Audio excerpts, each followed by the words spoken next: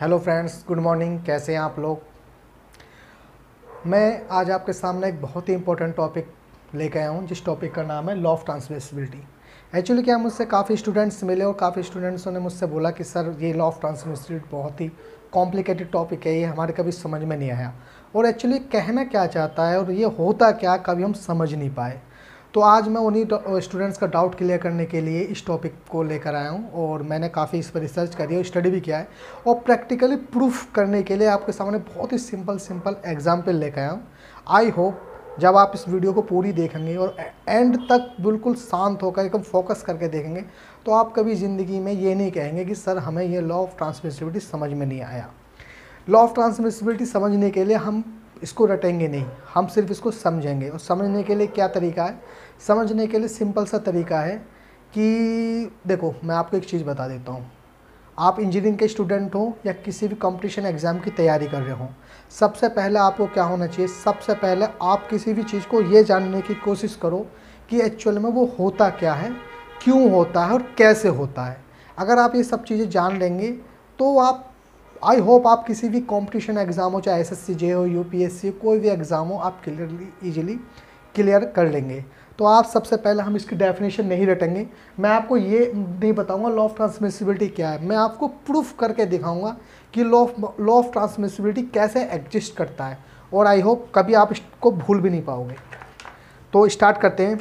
सबसे पहले law of transmissibility होता क्या है, जैसे कि नाम से ही इसके शो हो रहा है ट्रांसमिसिबिलिटी, मतलब ये किससे रिलेटेड होगा, ट्रांसमिशन से रिलेटेड होगा। तो पहली कंडीशन क्या है, हम इसको कैसे जानते हैं। अब इस लॉ के हिसाब से ये लॉ कहता है कि सपोज दैट हमारे पास 3 बॉडी हैं, मैं 3 बॉडी ले लेता हूँ। ओके, ज़्यादा बड़े हो गए, छोटे कर लेते हैं।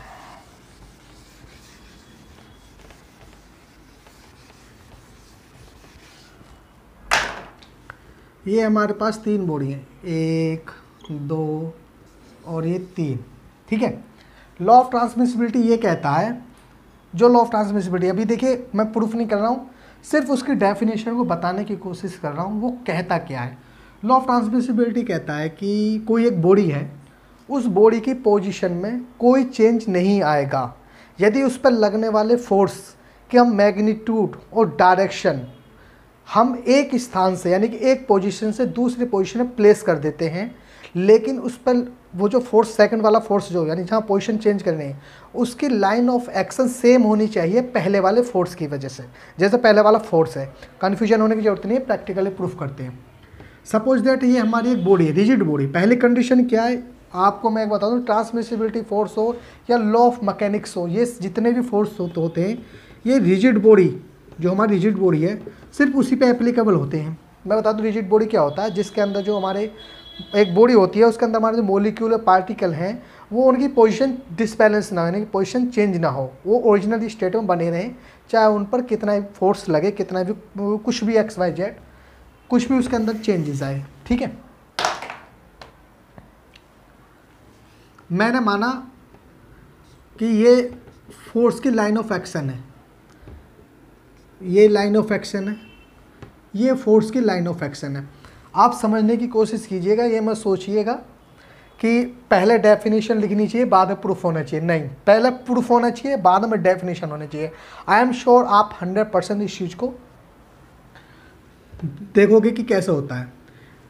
देखो मैं इस चीज़ को कह रहा हूँ लॉ ऑफ ट्रांसमिसिबिलिटी के हिसाब से। लॉ ऑफ ट्रांसमिसिबिलिटी कहता है यदि आप किसी बॉडी पर कोई फोर्स लगा रहे हैं F, ठीक है, मानो मैं इसके पहले पॉइंट ले लेता हूँ।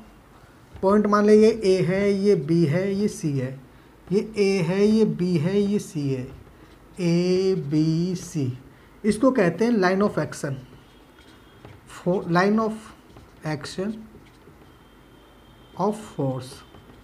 ओके, ये कह रहा, इसको कह देते हैं कंडीशन X1 कह देते हैं, इसको X2 कह देते हैं, इसको X3 कह देते हैं। ठीक है। अब मैंने माना इस पर मैं जो फोर्स लगा रहा हूँ ना, वो लगा रहा हूँ 5 न्यूटन का। ठीक है। डायरेक्शन क्या, एक चीज़, force is a vector quantity, उसके लिए मैग्नीट्यूड एंड डायरेक्शन दोनों की जरूरत होती है, इसलिए इसकी डायरेक्शन है मेरी अपवर्ड डायरेक्शन। यानी कि क्या कर रहा हूँ मैं, इसको क्या कर रहा हूँ, ये पुश, धक्का दे रहा हूँ, कंडीशन है पुश। मानो इसकी स्थिति में जो परिवर्तन हुआ वो ये 5 मीटर प्रति सेकंड की स्पीड से आगे मूव हुई। ओके, 5 मीटर प्रति सेकंड की स्पीड से मूव हुई।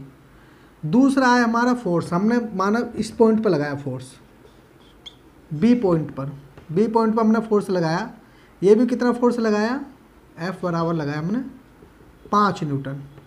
ठीक है, अब हमने यहाँ पे लगा दिया, यहाँ पे कितना फोर्स लगा दिया, F बराबर लगा दिया 5 न्यूटन। अब देखो सुनो, अब यहाँ पर इसकी डेफिनेशन आपके बिल्कुल क्लियर हो जाएगी, सिंपल सी डेफिनेशन। क्या है, ये कह रहा है कि अगर किसी बॉडी पर लगने वाले फोर्स F की हम पोजीशन चेंज कर दें और उसका मैग्नीट्यूड और डायरेक्शन दोनों सेम रखें और वो along the line of action के वर्क कर रहा है, तो उसकी स्थिति चाहे वो मूव कर रहा है चाहे वो रेस्ट है, यानी कि उसकी पोजीशन में कोई भी फर्क नहीं पड़ेगा।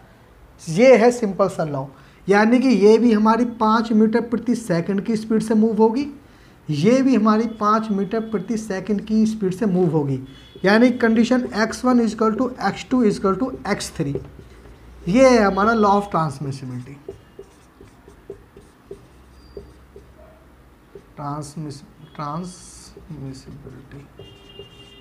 ये है सिंपल सा लॉ। अब इसको क्या है, इसको समझने में क्या है, देखो इसको बहुत ही सिंपल सी चीज़ है। वो क्या कहता है, देखो समझो, किसी बॉडी पे हम फोर्स लगा रहे हैं, उस फोर्स की अगर हम पोजीशन चेंज कर दें लेकिन उसका मैग्नीट्यूड एंड डायरेक्शन नहीं चेंज करना है, तो उस पर जो, और वो क्या है, उसके लाइन ऑफ एक्शन के अलोंग काम कर रहा है, तो उसकी पोजीशन में कोई भी चेंज नहीं आएगा।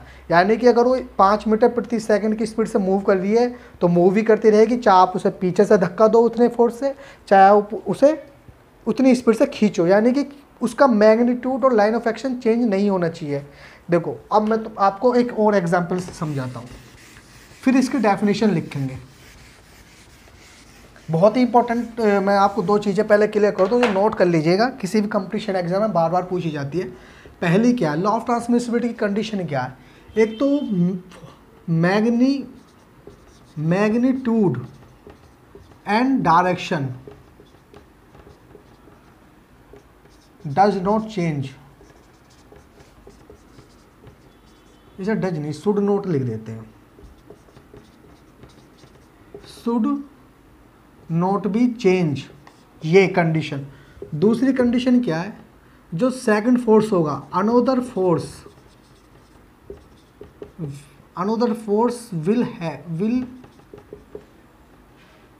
Will be work along the line of action previous force, यानी कि उसके मैग्नीट्यूड और डायरेक्शन उसकी चेंज नहीं होनी चाहिए। ऐसा नहीं है कि आपने कोई बॉडी है, कोई फोर्स ऐसा लगा रहे हो, फिर आप कह दे रहे हो सर मैं तो एक फोर्स ऐसा लगा दूंगा, तो अब इसमें क्या अंतर आएगा, अंतर आ जाएगा। आपको क्या है, फोर्स की मैग्नीट्यूड डायरेक्शन, मैग्नीट्यूड मतलब उस पर कितना फोर्स लगाने, 5 Newton, 10 Newton, 15 Newton, XYZ। Direction मतलब आपके डायरेक्शन की क्या है, एरो, पुल की कंडीशन में तो ये पुल ही होना चाहिए, पुल ही होनी चाहिए, यानी कि इसकी डायरेक्शन रिवर्स नहीं होनी चाहिए। ठीक है, ये हमारी इसकी कंडीशन है, ये कंडीशन नोट कर लो, बहुत ही इंपॉर्टेंट है नोट, ये चीज़ है। हमेशा पूछी जाती है लॉ ऑफ ट्रांसमिसिबिलिटी, 2 कंडीशन पूछी जाती है कि लॉ ऑफ ट्रांसमिसिबिलिटी कहाँ एग्जिस्ट करता है, किन कंडीशन में एग्जिस्ट करता है। Magnitude direction should not be change, उसकी चेंज नहीं होनी चाहिए, और जो फोर्स लगने वाला है, जो हम जिस फोर्स की हम पोजीशन चेंज कर रहे हैं, मानो ये फोर्स है, ठीक है, ये हमारी कोई बॉडी है, चलो पहले इसको बाद इसको समझाते हैं, मैं इसको रफ कर देता हूँ आपको, एक बहुत ही सिंपल सी और एक डेली चीज़ वो बताता हूँ।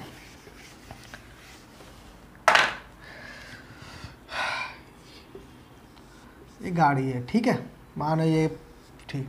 अब क्या किया है, सपोज दैट आप में से किसी ने प्रैक्टिकली करके देखना, ये सब चीज़ मैंने प्रैक्टिकली करी है, आपके सामने जो चीज़ मैं बोल रहा हूँ वो सब चीज़ प्रैक्टिकल है, क्योंकि देखिए मैं खुद एक इंजीनियरिंग का स्टूडेंट रह चुका हूँ, और मैं भी कभी भी किसी भी उस चीज़ पे विश्वास नहीं करता जो प्रैक्टिकली पॉसिबल नहीं हो। ओके, हम इसको खींच रहे हैं इधर से 10 न्यूटन का फोर्स लगा रहे हैं। आप इस चीज़ को प्रैक्टिकली करके देखना, अगर इसकी स्पीड में 10 मीटर प्रति सेकंड, और एक चीज़ मैं बताऊँ, ये 10 मीटर जो लिख रहा हूँ ना, ये मैं जस्ट ऐसे ही लिख रहा हूँ, इसका कोई इससे रिलेशन नहीं है। अगर ये मूव करती है 10 मीटर प्रति सेकंड इस डायरेक्शन में, अगर आप इस फोर्स को चेंज करने के बाद इस कंडीशन इधर लगा देंगे, यानी कि ये क्या हो जाएगा, पुश कंडीशन, ये हो जाएगी पुल, और तब भी फोर्स कितना लगाएंगे 10 न्यूटन का, तो 100% क्या है, ये 10 मीटर प्रति सेकंड की स्पीड से ही मूव होगी। ये ही हमारा लॉ ऑफ ट्रांसमिसिबिलिटी है। ये सिर्फ ये कहना चाहता है माय फ्रेंड्स कि आप जो फोर्स है, अगर आप किसी बॉडी पर कोई फोर्स लगा रहा है और अगर आप उस फोर्स की डायरेक्शन और मैग्नीट्यूड सेम रखते हैं लेकिन उसकी पोजीशन चेंज कर देते हैं, और वो पोजीशन जो चेंज होगी वो लाइन ऑफ एक्शन जो होगा उसका सेम होगा प्रीवियस फोर्स के बराबर, यानी प्रीवियस फोर्स की पोजीशन के बराबर, जहाँ पर प्रीवियस फोर्स लगा था, तो उसकी जो पोजीशन है अगर वो मूव कर रही है या रुकी है उसमें कोई भी अंतर नहीं आएगा। यही क्या है, हमारा लॉ ऑफ ट्रांसमिसिबिलिटी है। अब देखो, चलो एक चीज़ और करके दिखाते हैं। ये डस्टर हो गया, ठीक है। मैं डस्टर को ऐसे इसको खींच रहा हूँ, ऐसा खींच रहा हूँ, ठीक है। मानो मैंने इस पर 2 न्यूटन का फोर्स लगा रखा है, और अब मैं इसको इस तरीके से 2 न्यूटन का फोर्स लगाऊँ, तब भी ये इतनी ही स्पीड से मूव करेगा, यानी कि कोई भी बदलाव नहीं आएगा। फिर मैं रिपीट कर रहा हूँ, magnitude and direction should not be change, और जो फोर्स है वो हमेशा क्या होगा, along the action of forces, along the line of action के वर्क करेगा, तभी क्या होगा, ये हमारा एग्जीक्यूट होगा। ओके, अब चलो इसे करते हैं, प्रूफ करते हैं। अब आपके दिमाग में बहुत बड़ा एग्जाम्पल होगा कि प्रूफ कैसे करेंगे। देखिए सिंपल, पहले डेफिनेशन लिखते हैं फिर उसको प्रूफ करेंगे। प्रूफ क्या है, कहता है दिस लॉ स्टेट या इट स्टेट दैट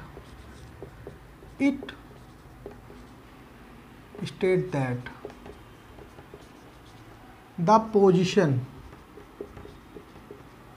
या कह देते हैं अवस्था, पोजीशन, स्टेट कह देते हैं पोजीशन, और situation,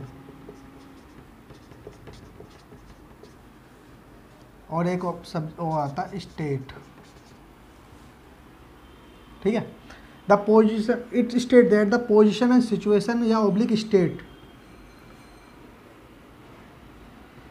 will not be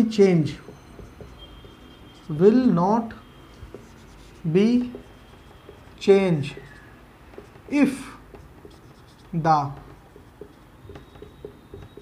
position of force which have same magnitude and direction is replaced by another force which have same magnitude and direction and work along the line of action of force। देखो ये चीज़ तो मैंने आपको बताई है कि क्या position या state will not be change if the position of force which have same magnitude and direction is replaced by the another force which have same magnitude and direction and work along the line of action of the force. Simple सी भाषा में ये आपको लिखना है, और कुछ नहीं है। इसलिए लॉ क्या कहता, कुछ भी नहीं कहता।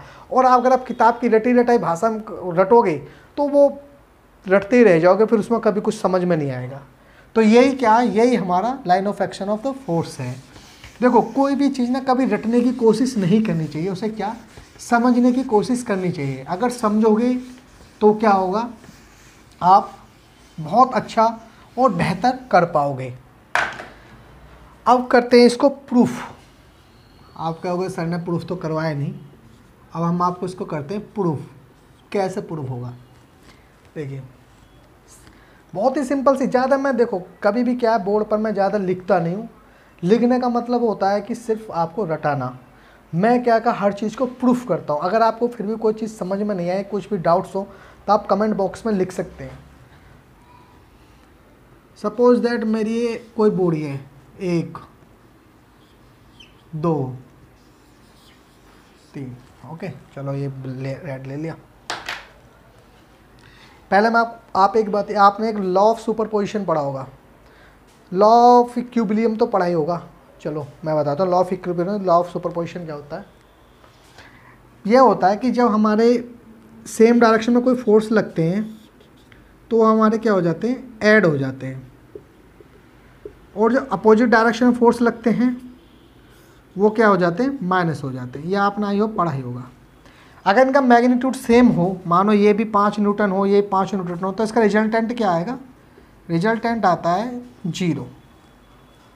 ओके, ये चीज़ आपको बतानी ज़रूरी थी। मैंने एक फोर्स लगाया F इस डायरेक्शन में, ओके। इसे पोजीशन मान लो A, इसे पोजीशन मान लो B। चलो इसे B कह देते हैं, इसे C कह देते हैं। अब दूसरा, ये लाइन ऑफ एक्शन है, ये सबकी सेम ही रहेगी, ओके। चलो इसको 2 पॉइंटों में समझा देते हैं, इसको दूसरे वाले को नहीं लेते हैं वरना कंफ्यूज हो जाओगे। ये हमारा B, ये है हमारा A और ये हमारा B, ओके। मैंने इस पर फोर्स लगाया F लगाया 5 न्यूटन का, ओके। डायरेक्शन इसकी क्या, अपवर्ड डायरेक्शन में। अब मैं क्या करता हूँ, इस बॉडी को बैलेंस करने के लिए, देखो फोर्स कहाँ लग रहा है, इस बॉडी में फोर्स लग रहा है यहाँ पर तो कोई 0 है, यहाँ पर तो F क्या है, 0। अब क्या, मैं 0 को करने के लिए इस बॉडी पर एक फोर्स ऐसे लगा दूंगा F बराबर 5 न्यूटन, और एक फोर्स ऐसे लगा दूंगा F बराबर 5 न्यूटन। देखो दोनों का मैग्नीट्यूड सेम है, अगर रिजल्टेंट निकालोगे 0, सिचुएशन हमारी यही बन जाएगी। अब समझने की कोशिश करना।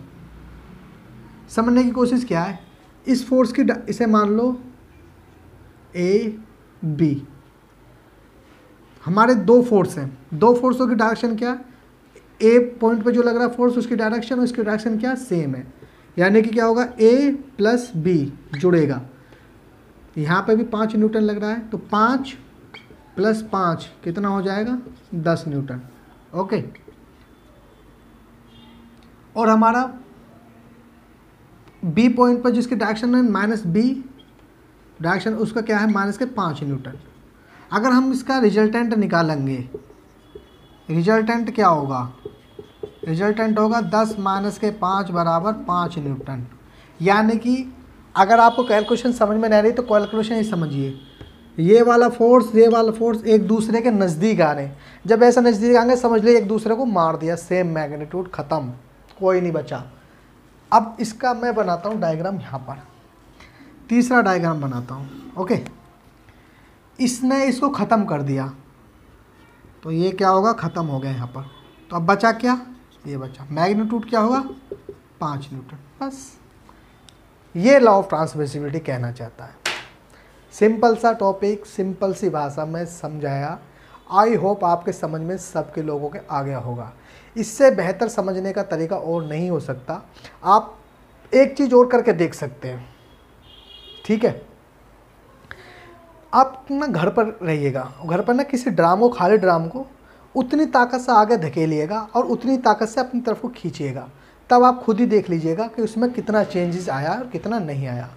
तो यही हमारा टॉपिक था, law of transmissibility. I hope my friends आपके सबके समझ में आ गया होगा। लॉ ऑफ ट्रांसमिसिबिलिटी कहाँ इसका रोल होता है, कैसे कर्म करता है, ये सब आप जब आगे क्वेश्चंस करेंगे तब आपको समझ में आएगा। इसका मैं आपको बताऊं, इसको हल्के में मत लीजिएगा टॉपिक को, लॉ ऑफ ट्रांसमिसिबिलिटी को। बुक से पढ़िएगा या किसी वीडियो पढ़िएगा, जैसे भी पढ़ना पड़ेगा। इस टॉपिक को आप जरूर क्लियर कर लीजिएगा, क्योंकि जब तक आप इस टॉपिक को क्लियर नहीं करेंगे आप आगे नहीं बढ़ पाएंगे, आपको कोई क्वेश्चन सॉर्ट आउट नहीं कर पाएंगे। एसएससी, जेईई हो, यूपीएससी हो, यूपीएससी हो, गेट हो, कोई भी ऐसा मतलब पेपर नहीं है, एग्ज़ाम नहीं, कंपटीशन का एग्ज़ाम नहीं जिसमें ये नहीं आए। तो कल मैं आपके सामने एक दूसरा टॉपिक लेकर आऊँगा जिसका नाम होगा फ्री बॉडी डायग्राम। वहाँ आप समझेंगे कि ये कैसे काम करता है। Okay, thank you friends.